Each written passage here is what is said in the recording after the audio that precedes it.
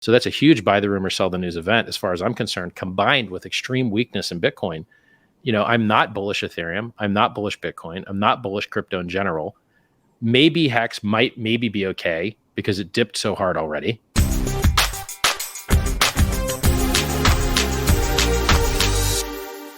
That there's no opportunity in HEX at the top of its cycle. But when you go to look into hex.com and look at the charts of Ethereum from its inception, Bitcoin from its inception, and HEX from inception, they almost look identical. They're on the same trajectories. They're hitting the same numbers at the same times. We're just maybe doing it slightly a little faster.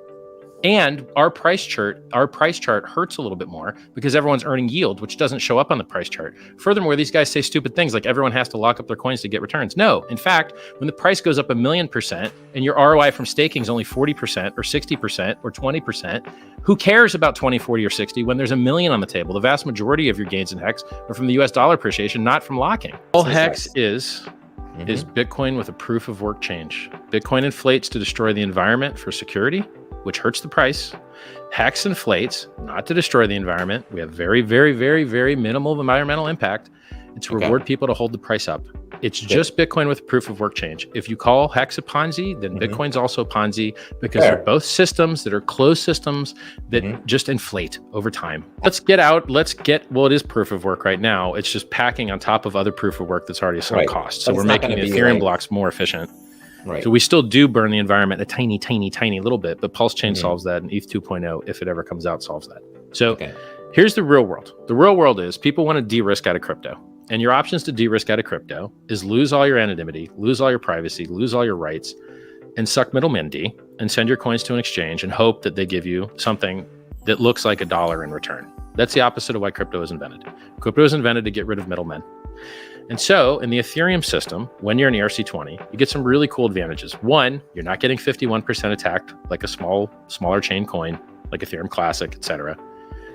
Two, you're plugged into DeFi. You can take out loans, you can take out leverage, you can get into stable coins, you can trade to other coins, and you can even have anonymity. And those are all amazing features. And so when you use HEX, you get all of those benefits that the Ethereum chain and other projects offer, and you get protection against inflation bugs when it's the most dangerous and widely propagated bug in all of cryptocurrency is the inflation bug, which means anyone can mint as many free coins as they want, and they happen all the time. HEX is extremely resistant to that form of failure because our consensus code is locked and isolated in a contract where no one can accidentally edit it. Now, guess what systems don't have that property? Bitcoin or Ethereum. HEX is more secure than Bitcoin. Explain to me how that's off track. Sure. They all outperform Bitcoin. Dogecoin outperformed Bitcoin. Yeah, absolutely. Bitcoin. HEX outperformed Bitcoin. Almost everything's outperformed Bitcoin. I can make it. So why do you like Bitcoin? Are you crazy? Right. Everybody's tried to knock off HEX. They all go to zero. It's the funniest price charts I've ever seen. Like they just go down forever. Every one of them has failed in their own special way. You know that family, like all happy families are the same, but every sad family is sad in its own unique way. Well, all the people that have tried to knock off HEX have failed in their own ways. One got rug pulled at launch by the devs, and then they launched like a new copy of it. One had an inflation bug where it minted extra free coins forever. Then they launched a version 2 of it. It had an inflation bug too. You can't fork it. It's not open source. So these are people that tried to implement similar game theory in their own code, and all their codes failed. Another guy tried to lock up the liquidity, and you're like, now you have infinite sell pressure, you dumb. You can fork code, you can't fork a community. And so Homeboy's over there calling my thing a cult. And you're like, yes, that's the best possible way to describe a likely to succeed project. They only say that because you guys make me look so good. You guys did a better job at representing your goals. I would look worse, but you make me look like a god. Satoshi abandoned his project, bro. Abandon it. HEX only has 100,000 stakers. That's it. There's only 100,000 stakers. Maybe there's 106,000 now. We are pre-viral, man. You haven't seen anything yet. You know how many people got into Luna? Millions. You know how many people got into Celsius? Millions. You know how many people got into Bitcoin? Millions. You know how many people got into Ethereum? Millions. There's only 100,000 HEX stakers, man. We did a 10,000x on 100,000 stakers. I don't think it's a linear scaling. I think if we had 1 million stakers, we would likely do more than a 10x price performance. Brother, every single metric is improving. The average stake length used to be 4 years. I'd brag about it. Now it's 7 years. And it's just magic. The code works as intended. There's more liquidity than there's ever been. There's more users than there's ever been. There's 100% perfect flawless operation while everything else failed. Bitcoin.org had a hack on it. I had to do an emergency live stream to worry about it. Hex.com has never had a hack on it. Like everything in our reality is perfect, but then you guys yell at me I don't understand it. Like, what more could you possibly want from it, one bro? thing I will agree it's with- amazing. It's perfect. Can I just? Poor Bitcoin. Bye Bitcoin. 1%. New Like, lows. 11K and pray. Look, I can never predict what the hex price is going to do because it is an illiquid market. Anyone could pump it to insane levels by injecting, 10, 20, 100 million bucks, which there's floating all around crypto. And anyone could dump the heck out of it. Some guy just unstaked 500 million hex yesterday and then restaked it for 366 days. I don't know who the guy is. I don't know why he picked 366 days. But everyone's sitting there chewing their fingernails, wondering what this guy's going to do. So volatility is the price that you pay for the world's best performing asset. And you prefer more upside volatility. Historically, dips and hex have been buying opportunities. We've dipped 60, 70, 80, 90% a bunch of times. This is our dip number 15 or 16 in 2.5 or 1,000 days, which is are you kidding? Bro, what's my reputation worth? Do you know why why the only people in the world that complain about me are people that have never done business with me? He's here talking about audio visual scams. People whose car stereos I installed with Audio Ecstasy are still jamming and rocking those amazing stereos I installed for them. They all got amazing products with amazing warranties and amazing prices. I've always operated wonderful businesses, and all of my customers have come back to do more business with me, which is why it is so sad to me to hear people lie to my face about me, saying things that are blatantly false. Like I sold longevity pills. No, I never did. I raised money for a charity called the Sense Foundation, the same Sense Foundation that Vitalik has given $8 million to, the same Sense Foundation that Sam Bankman-Fried of Alameda FTX has given money to. But I just found it years before they did. I volunteered for them in 2006. So I give money to a charity and then I'm demonized and told that I've been selling anti-aging pills. It's disgusting to me. I install great car stereos for people and I'm demonized and told that I've scammed people with audiovisual stuff. I just installed a bidet for my mom. Did I scam my mom into butt health? I hate you guys. The Securities and Exchange Commission doesn't want founders of things manipulating the price of things. Okay, that's why they're angry when Elon says stuff about going public at 420. That's why they're angry about Elon when he talks about liquidating shorts. Okay, I'm an awesome founder. I don't make price predictions in hex. I never have. I never will. I'm a better founder because of that. And this betting stuff that you're trying to lure me into is of a similar vein. Oh, Richard made a bet, so we should probably. Okay. He doesn't want to do it. You like gaming? The best game on the blockchain right now is called the Pulsechain testnet.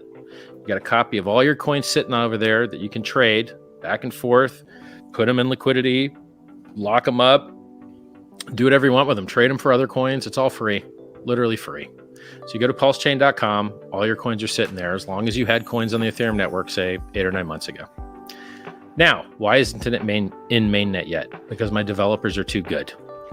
And whereas my A team of developers thought we were ready to go to market, my B team, or backwards, they looked at it and said, no, we got to fix this. We got to fix that. We got to fix this. It turns out the blockchain software sucks, all of it. And when you dig into it and you start reading the error logs, everything has a lot of problems. So for instance, Ethereum just had a huge problem where everyone that would shut off their node would get a corrupt database.